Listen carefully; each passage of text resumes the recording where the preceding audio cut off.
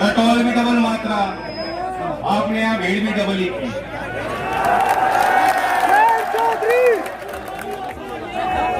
ये गांव का अपना इतिहास है, नेतृत्व करने वाला गांव है। यहाँ के युवा भी काबिल हैं, होशियार भी हैं। मैंने खबर पढ़ी थी यही इंटर कॉलेज में, ये दिखाता है, दर्शाता है कि यहाँ के जो युवा है वो अपने भविष्य को लेकर कितना चिंतित भी है और कितना प्रयासरत भी है। 3 लाख रुपए यहाँ गांव के नौजवानों ने इकट्ठा किए। यहाँ कोई व्यवस्था नहीं थी मैदान की, समतल करके ताकि बच्चे दौड़ करें, क्योंकि यहाँ भर्ती में विशेष रुचि गांव के बच्चे लेते हैं। उन्होंने अपनी व्यवस्था खुद हाथों में ली और बनाई। तो बधाई के पात्र हैं वो युवा, और बधाई के पात्र है ढिटौली गांव और ये पूरा क्षेत्र। चौधरी चरण सिंह जी के समय से ही ये क्षेत्र का अपना देश के सामाजिक और राजनीतिक मानचित्र पर स्थान रहा है। आज भी जहां पूरे देश में उबाल है, किसान सड़कों पे हैं, देश की राजधानी को अलग अलग दिशा से, अलग अलग राज से चलकर उन्होंने आके घेरा है, तो बागपत क्षेत्र के किसान भी उस पूरे आंदोलन में कहीं पीछे नहीं है। आज आपने इस किसान पंचायत के आयोजन में जिस तरह से यहाँ आकर अपना आशीर्वाद उन किसानों को दिया है, हम सबको दिया, हमारा हौसला बढ़ाया, और साथ ही ये संदेश दिया कि जो चोट, चाहे वो शाहजहांपुर हो, चाहे गाजीपुर हो, चाहे टीकरी हो, चाहे सिंगू हो, चाहे पलवल हो, जहां भी किसान बैठे हैं देश भर में, जहां भी किसान सरकार की गलत नीति का विरोध कर रहे हैं, उन्हें अगर कोई चोट लगेगी तो हमारे क्षेत्र के किसान को वो चोट महसूस होगी। वे दर्द महसूस करता है किसान, और जवाब भी देना चाहता है।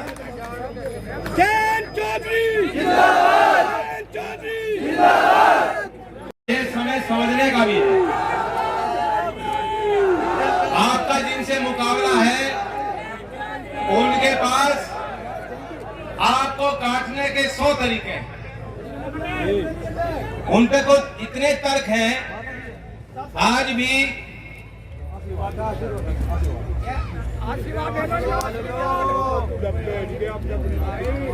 आशीर्वाद दिया। आज भी जिनसे आपका मुकाबला है वो मानने को तैयार नहीं। काम सब बुरे हो रहे हैं, आर्थिक तंगी का दौर है, लोग परेशान हैं अपने रोजगार को लेकर, अपने व्यापार को लेकर, अपने काम को लेकर, अपने घर भविष्य को लेकर। लेकिन इस बीच भी कुछ ऐसे लोग हैं जो एक व्यक्तित्व की पूजा करते करते करते इतने गिर चुके हैं, उन्हें खुद एहसास नहीं हो पा रहा, वो समझ नहीं पा रहे, और वे भक्त बन चुके। आप किसी मुद्दे के प्रति समर्पित हो, श्रद्धा रखते हो, विश्वास करते हो, नेता पे विश्वास कर सकते हो, लेकिन फिर भी विचार खुले होने चाहिए। इस क्षेत्र ने चौधरी चरण सिंह जी के साथ अपना जुड़ाव इसलिए जोड़ा, अपना नाता इसलिए जोड़ा कि उस क्षेत्र ने समझा कि चौधरी चरण सिंह जी न कि सिर्फ इस क्षेत्र के, लेकिन देश भर के कामगार के, किसान, गरीब, मजलूम और मजदूर की लड़ाई लड़ने के लिए सक्षम है। उसके बाद आपने चौधरी अजीत सिंह जी के हाथ को मजबूत किया, वह भी उसके पीछे भी एक विश्वास था गहरा, और वह रास्ता बहुत लंबा और कठिन और दुर्लभ भी रहा, लेकिन आप में से कोई किसी ने हाथ नहीं छोड़ा, किसी ने रास्ता नहीं त्यागा। लेकिन उसके पीछे भी कारण थे कि विश्वास था, लगाव था, जो कुछ कहो।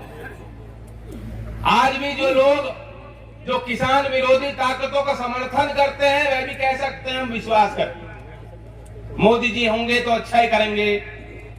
अब उनसे तर्क वितर्क करना भी बेकार है। जब उनसे पूछते हैं भाई गैस महंगी हो रही है, तो उसका भी जवाब है उनके पास। अब मोदी जी खुद कह रहे हैं कि भाई पेट्रोल डीजल के भाव जो बढ़ रहे हैं हमारी गलती नहीं, हमारा दोष नहीं, तो पहले की सरकारों की गलतियां। और फिर उन्होंने विधि भी दे दी, बेरोजगारों को पकौड़े तलने चाहिए। पकौड़े कहाँ से तलोगे जब गैस महंगी है? वो उसकी भी विधि है। अब ये लड़के मानते ही नहीं, मोदी जी इतनी अच्छी अच्छी बात करते हैं, मन की बात करते हैं, सुनते नहीं हो गया। उन्होंने तो बता रखा है, उन्होंने कहा भाई नाली में जो पाइप डालो और वो गैस है, उस गैस का प्रयोग करो।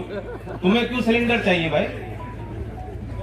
इन्होंने गरीब को कहा भाई हर घर घर में जो मीटर लगेगा, घर घर में कभी बिजली नहीं मिलती थी, आपूर्ति पूरी 24 घंटे होगी।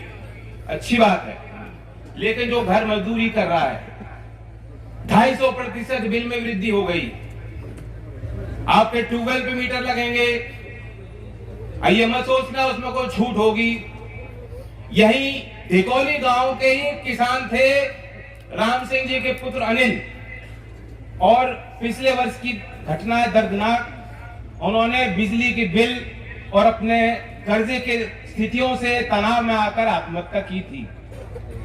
हमें नहीं भूलना चाहिए ये कहानी, ये दास्तां, पश्चिमी उत्तर प्रदेश की ये तस्वीर हमें कभी देखनी पड़ेगी। हमने नहीं सोचा था कि ऐसे दिन भी आएंगे, लेकिन ये आज घर घर की कहानी है।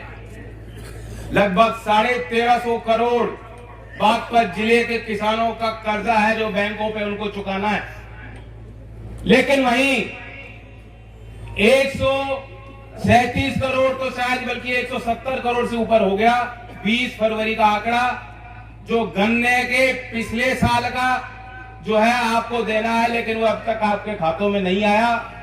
और कुल मिला के 850 करोड़ का गन्ने की फसल का बकाया जो किसान का हक है वह आपको नहीं दिया जा रहा। अब दोनों बात जोड़ो, एक तरफ तो जो आपका हक है, जो पैसा आपको मिलना चाहिए नहीं मिल रहा, दूसरी तरफ बिजली के बिल है, दूसरी तरफ खर्चे हैं, महंगाई है। सुप्रीम कोर्ट तक ने कह दिया भाई स्कूल फीस भी पूरी देनी पड़ेगी, तो आदमी कहां जाए? लेकिन ये अभी भी नहीं मानते, ये लोग अभी भी नहीं मानते। जो भक्त मंडली है और होता है, मैंने भी बहुत करीब से देखा है, चौधरी अजीत सिंह जी को करीब से देखा है, दूसरे दल में काम करते बड़े बड़े नेताओं को मैंने करीब से देखा है, और मैंने एक बात महसूस की, राजनीति पे भी ये बात एक असूल की तरह है, और जीवन के हर क्षेत्र में जो सफल लोग होते हैं, जो नेतृत्व करते हैं, उनके अंदर खूबी होती है। आपकी नजर हमेशा होनी चाहिए, क्योंकि आपको घेरने वाले लोग या तो आपसे जुड़े हुए हैं, आपके समर्थक हैं, आपके भक्त हैं, या अपने स्वार्थ के कारण आपसे जुड़ रहे हैं।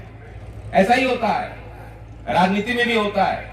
मेरे साथ के चलने वाले लोगों में भी ये कमियां हो सकती हैं, लेकिन मुझे तो एहसास होना चाहिए इस बात का, मुझे एहसास होना चाहिए कि मेरे साथ किस तरह के लोग हैं, और साथ साथ मेरी नजर रहनी चाहिए औरों पे।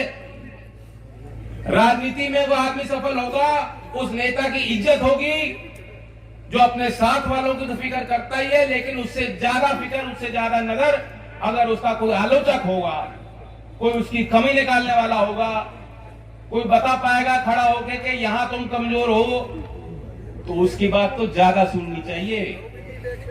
लेकिन ये लोग, आज हम लोग विरोध कर रहे हैं, देश का किसान विरोध करता है, तो वैसे ये देशद्रोही करार कर देते, कहते तुम विरोध कर रहे हो तो तुम देश का विरोध कर रहे हो। मोदी जी क्या देश से बड़े हो गए? मोदी जी क्या किसान से बड़े हो गए? मोदी जी क्या आपसे ज्यादा बड़े विद्वान हैं? हेलो, नहीं हो सकते। और फर्क ये है, वे सुनना नहीं चाहते, उन्हें सुनना नहीं पसंद। वे तो अपनी जिद उन्होंने पकड़ ली, और उनके कार्य करने का, कार्यशैली का एक पहलू है जो मैंने उनकी एक बात पकड़ ली, वो बेचने में माहिर हैं। गंजे को कंगी बेच देंगे, अब पता नहीं यूपी वाले ले रहे उनसे, उनकी कंगी ले रहे नहीं ले रहे मैं नहीं जानता। बाबा की जरूरत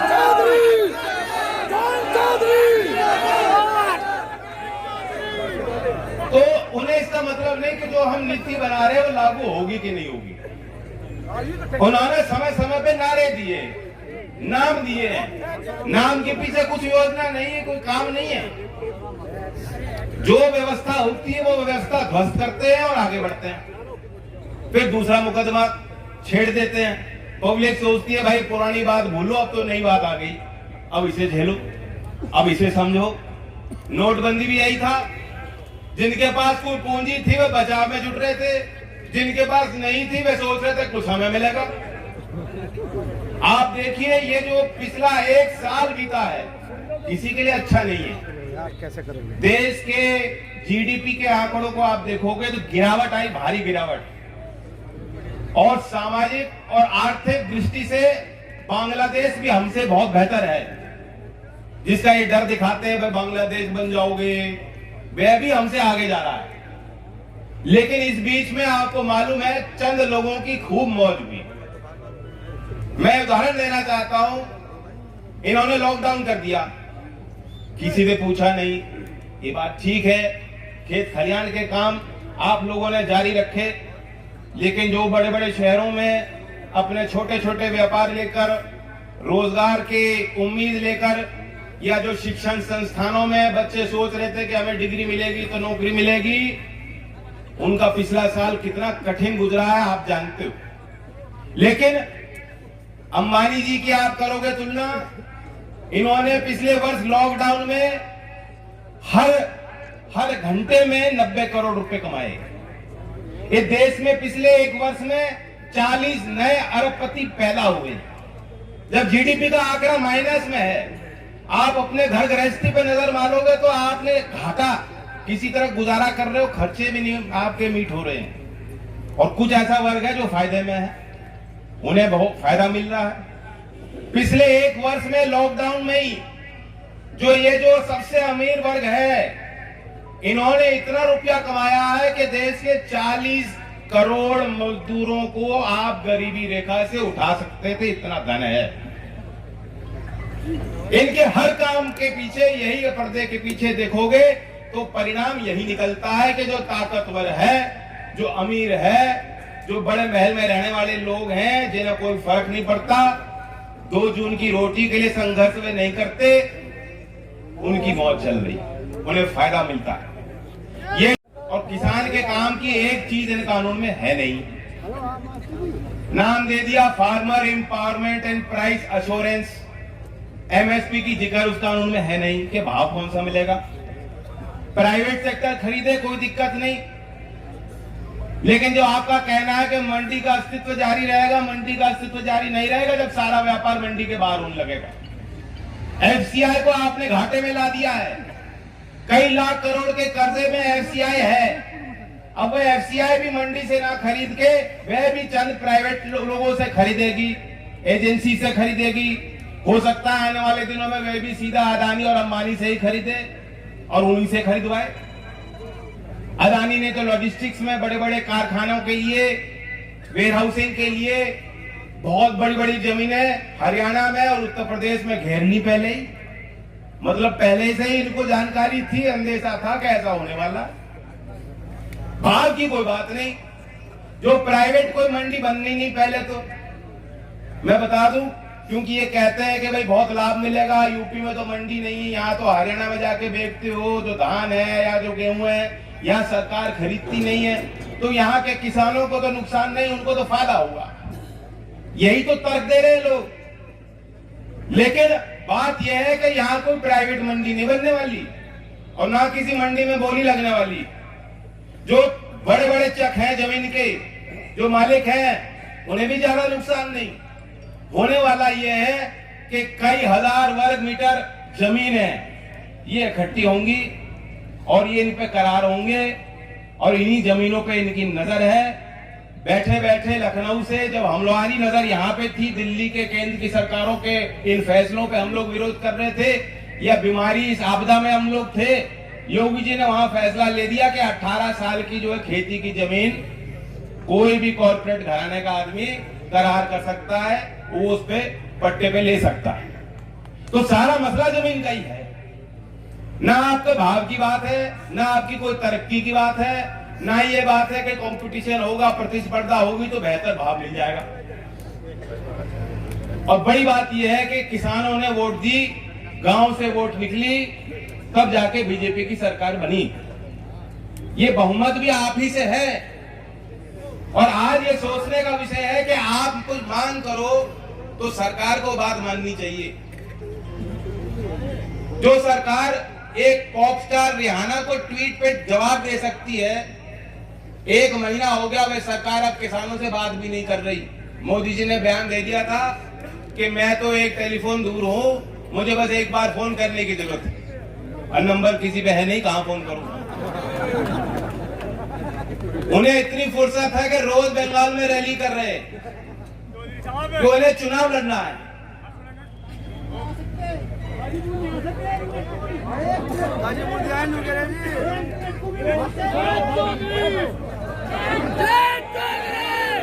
चलो आपकी भावना समझ रहा हूँ, आवाज तो मुझ तक नहीं आ रही, लेकिन आपके हाव भाव से मैं समझ रहा हूँ आप संग हो। कुछ समझते हो। एक वर्ग ये भी है जो सोचता है कि भाई सरकार अपनी सारी देखी, हमें लाभ नहीं मिला।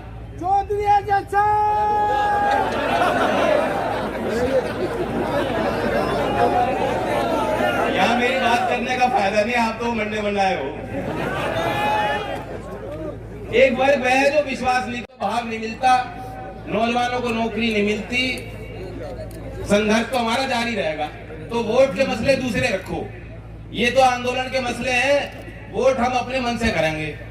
यही गलतफहमी है। जब तक आप उत्तर प्रदेश में 403 विधायक के पद के दावेदारों को चुनाव नहीं करोगे और अपने मुद्दों को सोच समझ कर चुनाव नहीं करोगे, और जब तक आप 543 सांसदों का चुनाव एक सांसद ऐसा नहीं हो जो सुबह उठता हो तो उसकी चिंता करता हो किसान की, और रात को सोते वक्त भी आप ही की चिंता करता हो, ऐसे चुनाव जब तक नहीं करोगे तो आपको ना मुख्यमंत्री मिले और ना ही आपको प्रधानमंत्री मिले जिन्हें कुछ पता हो। पंचायत करने की आवश्यकता यूं हुई कि लोगों ने जो किसान के इस आंदोलन को दबाना चाहते थे, उन्होंने कहा ये तो सीमित है। पहले उन्होंने खालिस्तानी का पैंतरा इस्तेमाल किया, कोशिश की कि उग्रवादी लोग हैं, इन्हें इन पे ऐसा इल्जाम लगा दो। 26 जनवरी की घटनाक्रम देश के आगे है, उसे एक तरीके से पेश किया गया, तैयारी के साथ पेश किया गया, और फिर अब ये बात पे आ गए कि ये तो जाटों का आंदोलन, और इसलिए चौधरी साहब ने कहा कि जाटों का नहीं, ये किसानों की बात है। और उसके बाद मैं बस्ती भी गया, लखीमपुर गया, मैं प्रयागराज जाऊंगा, और टांडा में मेरा कार्यक्रम है, यहाँ से बहुत दूर पड़ता है, लेकिन आपको जानकारी दे रहा हूँ कि जहाँ किसान है, पूर्वांचल में भी तो किसान है, यहाँ भी सब किसान है, अलग अलग बिरादरी के, 36 जाति जिसे कहते हैं, धार्मिक अलग मान्यता हो उसे कोई मतलब नहीं, लेकिन जो खेती से जुड़े हुए लोग हैं वे अपने तरीके से हमारी पंचायतों में आ रहे हैं। क्या कारण है? कारण यह है कि उन्हें विश्वास भी है और ये समझते हैं कि आज वक्त खड़ा होने का है, अपने भाई को हिम्मत देने का है, किसानों को एहसास दिलाने का है कि अकेले नहीं, लाठी डंडे से डरने वाले नहीं, हटने वाले नहीं है।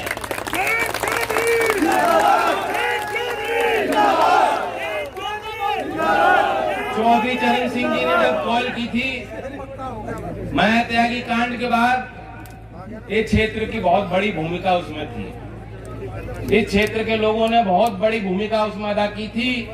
मैं भी आपसे ये अपील करने आया हूँ उसी तर्ज पर, जेल भरने की बात नहीं, फिक्र मत करो, जेल से डरने की बात नहीं, लेकिन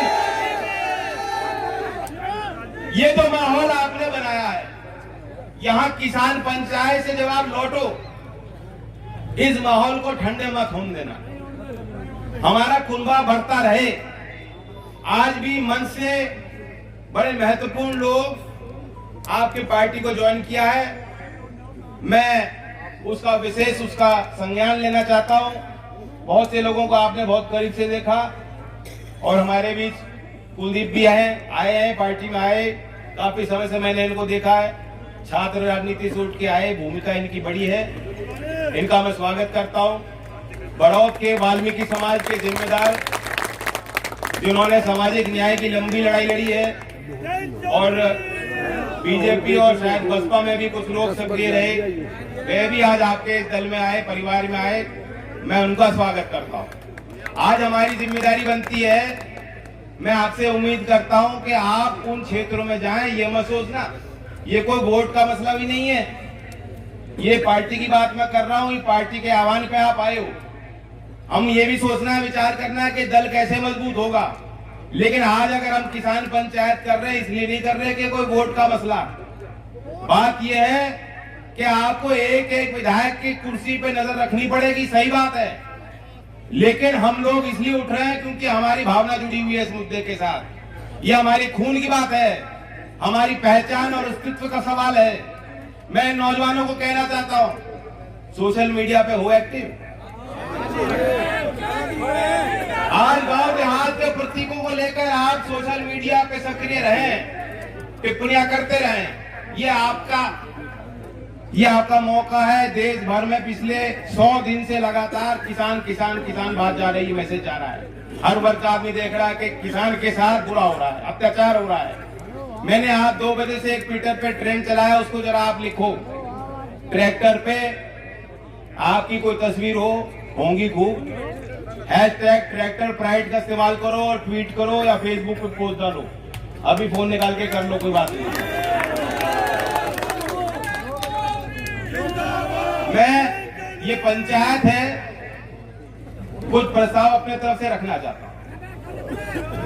शायद आज यहाँ भी मौजूद है एक पत्रकार जिनका नाम मैं कई जगह सभाओं पे ले चुका हूं। वो इस व्यवस्था से अलग है, वो पत्रकारिता से जुड़े हुए हैं और हम सबकी प्रार्थना है कि निष्पक्ष पत्रकार के रूप में वे समाज की सेवा करते रहे। उनका नाम है मनदीप पूनिया और आपने देखा था कि उन्होंने इतना ही किया था कि उन्होंने वीडियो जारी की थी कि सिंघू बॉर्डर पर किस तरह से हिंसा को रचा गया, कोई स्वतः नहीं हुआ था, उसके पीछे तंत्र था। वहां पुलिस मौजूदगी में महिलाओं के टेंट को जलाने का प्रयास किया गया, पेट्रोल बम लेके वहां गुंडा तत्व जो है उसको भेजा गया, सिर्फ इसी मकसद से कि किसान का आंदोलन कमजोर। ये मात्र वीडियो जारी करने के बाद सरकार उनके पीछे लगी और इनका तो नाम बाहर आया है, इनके नाम की चर्चा हम लोगों ने की है। ना जाने कितने ऐसे और लोग होंगे जिनके खिलाफ इस सरकार ने अनैतिक कार्रवाई की है। आज इस पंचायत के माध्यम से हम एक आवाज में ये प्रस्ताव पारित करें कि इस तरह के जो पत्रकार हैं, जो समाज सेवी हैं, जो कार्यकर्ता हैं, जो किसानों की सेवा कर रहे हैं, अगर उनके खिलाफ ऐसी अनैतिक कार्रवाई सरकार करेगी तो जिस तरह महात्यागी कांड में क्षेत्र में एक लहर दौड़ी थी और लोग कूद पड़े थे, निस्वार्थ बड़ी कुर्बानी करने को हम सब तैयार हैं।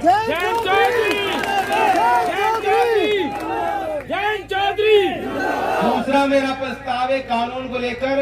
हालांकि मैंने कोशिश की, लेकिन कानून की बारीकियों को आप जानते हो। ये कानून से किसान का कोई हित नहीं होने वाला, बड़े लोगों के हित को साधने के लिए कानून बनाए गए।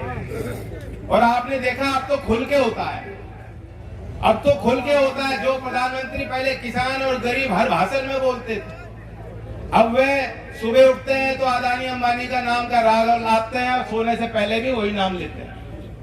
उनके नाम पे स्टेडियम बनाया गया, उनका नाम रखा नरेंद्र मोदी स्टेडियम। एक छोर है अदानी, दूसरा छोर अंबानी। तो ये किसान ऐलान करते हैं हमें बचानी है खेत खलियानी और इन्हें बचाने हैं अंबानी और अदानी। ये हमें कतई स्वीकार नहीं है। ये जो कानून आपने बनाए हैं मोदी जी, इन्हें वापस ले लो। ये पंचायत का दूसरा प्रस्ताव मैं आपके समक्ष रख रहा हूं। आप राजी होना तो आखिर में हाथ उठा लेना कि यह कानून सरकार वापस ले और जो किसान को एमएसपी नहीं दिया जाता, स्वामीनाथन आयोग की रिपोर्ट को लागू नहीं किया गया ईमानदारी से, उसके लिए तंत्र बनाए, व्यवस्था बनाए। बताओ ठीक बात है? ठीक बात है। तीसरी बात, कुछ हमारे बीच के ही हैं बेचारे गुलाम,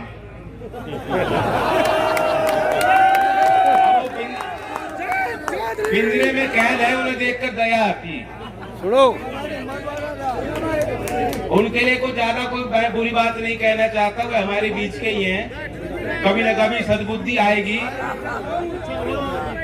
लेकिन उनके लिए बहुत सुंदर लेखन करने वाले फिल्मों में, पुरानी फिल्मों में गरीबी पे उनके गाने बहुत प्रसिद्ध हुए। और 100 साल की उनकी सेंटिनरी होने वाली 8 तारीख को साहिर लुधियानवी, उनके शब्दों में मैं वर्णन करता हूं कि जब आप आज अपने स्वार्थ को जो लोग बचाने के लिए, कुर्सी बचाने के लिए जुटे हैं, किसानों के आंदोलन का विरोध करते हैं, अभिव्यक्ति की आजादी का विरोध करते हैं, नागरिक की आजादियों का हनन करते हैं, जब अगले चुनाव में आप जाओगे तो एक एक मतदाता आपको क्या बोलेगा? आज से मेरे फंड का मकसद जंजीरें पिघलाना है, आज से मैं शबनम के बदले अंगारे बरसाऊंगा। तो ये साहिर लुधियानवी के वे बोल है, सुंदर बोल है। एक एक मतदाता के रूप में किसान अगले चुनाव में, ये मेरा आखिरी प्रस्ताव है पंचायत का, चुनाव जो भी हो, छोटा हो बड़ा हो, हर चुनाव में जब तक ये किसान के आगे झुकने को राजी नहीं होते, इनको हम राजनीतिक चोट देने का फैसला लें। अगर आप राजी हो तो हाथ उठा के बता दो।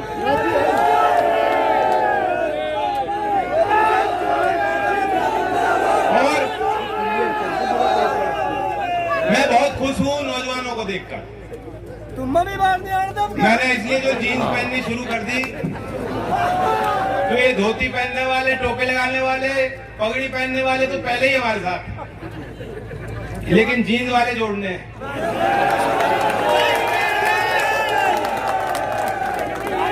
अब इन्हें बहुत बहकाया गया, नौजवानों को बहुत बहकाया। इन्हें नारा दे रखा डिजिटल इंडिया। डिजिटल इंडिया ऐसा आया है कि भर्ती कैसे होती है आपको पता है, भर्ती हो नहीं रही। अब तो प्री में 5-6 महीने गुजर जाते, प्री नहीं खत्म हो रहे।